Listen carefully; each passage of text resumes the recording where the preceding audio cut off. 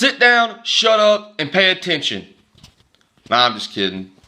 But in this book by Deborah Mayer, we're going to see that this is not the way that we should treat our students as a collective, like just one body, as a group. In this book, The Power of Their Ideas by Deborah Mayer, she's going to show us how we need to look at the student individually and not really worry about what's convenient for ourselves as teachers, but what's convenient for the students, because what's best for them is what's best for us. Ideas by Deborah Mayer.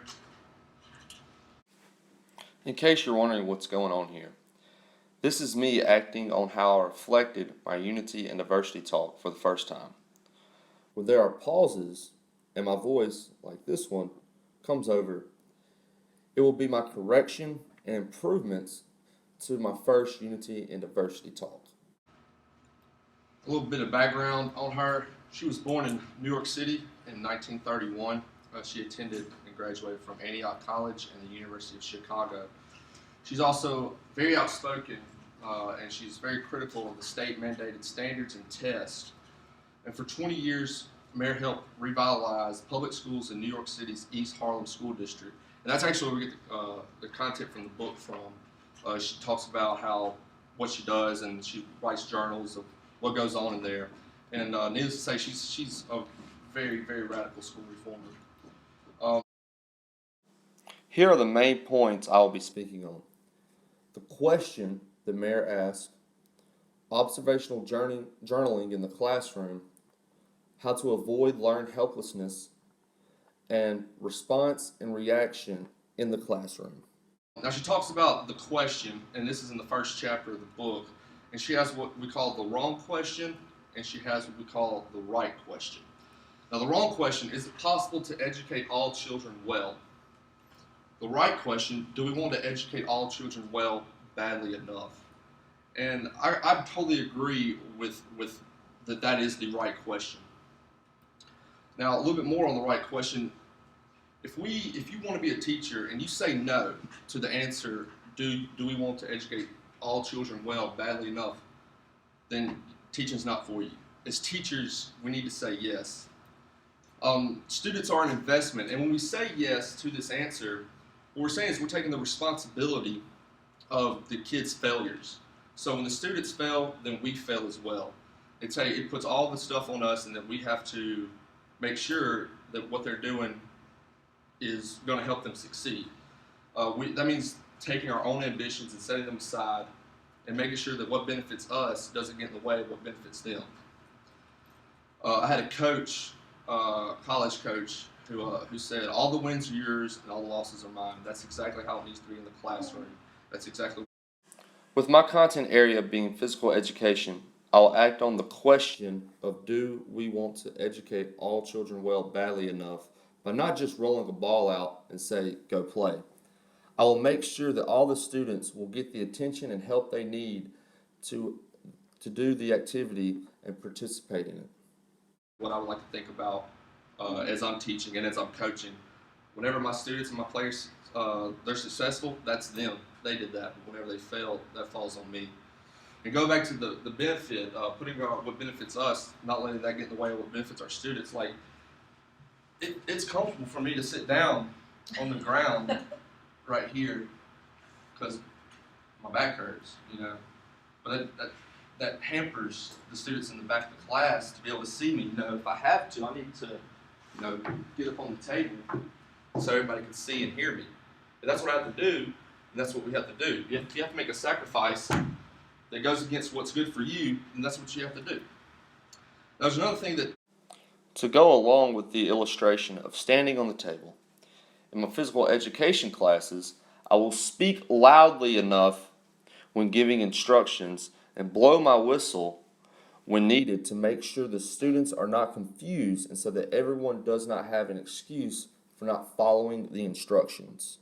Mayer does, that it's not actually in the book. She doesn't talk about it, but I noticed it as I was going throughout the books. Does this thing called taking notes, and what she does is she has these journals that she puts down, and you can tell that she writes down and records her observations of what her kids are doing, how they're progressing, things that she notices. She writes them down, And this allows her to record her progress and her students' progress, and it helps her become a better teacher. And this is something in physical education and as a coach. I know I will have a large number of students. It could be hard to remember where students are physically and develop physically. So journaling will help me record students' progress and to avoid repeating myself when giving one-on-one instructions as the year goes on. I don't want to say the same thing to a student that I've already said before when they're not there physically. That I think that we all should do. I mean, if we're in a class like right now, we take notes based on what the teacher says. So why not, as teachers, take notes on what the students say as well? When I plan on teaching and coaching, I plan on taking notes to see what students' interactions with one another, get their patterns, their class participation, who's shy, who's outspoken, which students I tend to call on the most. If I notice that I'm calling on this person over here a lot, then if I record that and see that, I need to be able to go and incorporate and call other kids too. And excuses. I mean, and when I was in high school, this is a part where I reflected on myself in high school. I used every excuse in the book, it seemed like. Every time I messed up, was late in practice, when I was late, why I didn't do so good on the test. A lot of times they are the exact same excuses, just to different people. So if I record and write down what my students' excuses are, one, I can see if they're just blowing smoke, or two, actually see if there may be a problem there that we might need to go deeper into. Mary talks about this, we shall overcome. She says this is a bulletin entry that she has in the book, and she talks about how this is she incorporates this into the classroom, and says this was, first of all, came from African Americans during the Civil Rights Movement as a thing of unity, and that we're all in this together. And she says, unfortunately, it's turned into I shall overcome. Mary says that it's important to be independent. However, it's also important to work together and collaborate. Now, this is where I don't agree with her 100%. I agree that it's important to work together and to collaborate, but the context of the kids that she's talking about, I don't think it would make sense, because she's talking about elementary school level kids at a young age. And I feel as if we, as teachers, encourage kids to collaborate with each other and ask for help from one another, then they will develop what is called learned helplessness. And that's just not being able, that's students getting used to help. They end up not knowing how to figure it out on their own. NASB standard number 3 talks about how students should be able to continue to be active outside of the classroom. If my students have created learned helplessness, this cannot be achieved. So in physical education, in my classroom, I will avoid my students requiring learned helplessness. One way is not repeating myself when students ask me a question about instructions or rules that I have already explained. So when I explain them at the beginning of class, I cannot allow a student to come back, ask me something that I've already gone over, because that will make them learn or acquire learned helplessness. However, if the entire class asks me the same question, then I'll have to answer it, because apparently maybe I didn't explain it well enough. But if it's just one student, I'll have to explain to them that they need to listen more when I give instructions. But however, when I get to maybe a coach, the high school level, yes, collaborate. I mean, that's all about teamwork. We have to do that. You have to encourage that. But at the elementary level, I think that does more harm than good. And I'm not saying that we let the students know that we frown upon needing help and needing getting help and needing extra time or not being able to do on their own. What I'm saying is that instead, let's just praise independence in the classroom. In my content area, I'll use specific positive feedback, which Dr. Wiley teaches about in Methods of Elementary PE. This type of feedback is, good job, so-and-so. You did a good job doing this. I'm being specific and I'm being positive, because specific is to one student and positive is good job. So I will use that in my PE settings. Praise being able to figure it out on your own, not having to go to the teacher saying, how do I spell this word? They what they'll do is they'll end up getting learned helplessness. Now, in order to be able to praise independence in the classroom, that goes back to the right question: do we want to educate kids well enough? All kids well. And what that means is that we have to give them the resources. For instance, about the how to spell a word, we have to have the resources in there like a dictionary, so that when the kids don't know how to spell a word, we can let them know there's a dictionary right over here, so they can learn to figure it out on their own.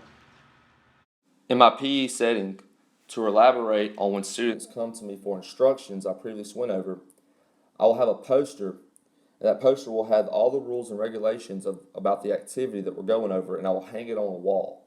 So when students come to me and ask for instructions, I can just point to the wall. Those are the resources I'm giving to them, just like the dictionary. So to praise independence, when I see a student go to the rule poster without coming to me, that'll be a point when I can praise independence, when I can give positive, specific feedback. Response and reaction. This is a quote that she has in the book. Nothing is more unsettling in the presence of real-life students in real-life classrooms than an uncertain teacher searching for the right response. And what she means by that is there's going to be times in your classrooms, in my classrooms, and as a coach, that it's going to require an immediate response when something happens, like when maybe a little fight breaks out, or a kid says something wrong, or even if a kid asks to get up and sharpen their pencil, or go to the bathroom, or move their seat, or stay inside for recess. Those all require quick and instant responses. You cannot just sit there and search for the right thing to say. In the PE setting, I will use my whistle when a quick response is needed to get a student's attention. All instant responses and answers carry important messages to students. What you say, it lets them know what is appropriate and what is not, and why. And so this means that we can't just react really quick. We can't just give them an instant answer. It also has to be the right answer. Like, there's no room for error here. For me, I know that it's going to be a struggle for me. This is another place where I was reflective. Because I'm pretty sarcastic sometimes, and I can't be like that around my kids. I can't be that in the classroom, like, duh, I can't do that. Because those things, the way they do that, if I say something wrong, that can allow my students and my players to think less of me, to maybe lose a little respect for me. And once that happens, you almost lost control of your team and of your classroom. Now, in conclusion to this, In conclusion, I went over and explained how to use and answer the question that Mayer asked, how observational journaling can be helpful in the PE setting and in other classrooms, how to avoid learned helplessness, and the importance of response and reaction. A quote from the Bible in James 1:3 says, "Not many of you should become teachers, my brothers, for you know that we who teach will be judged with greater strictness."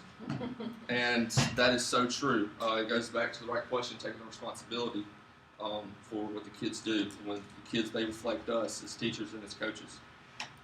Here are my references. Very good. Round of applause.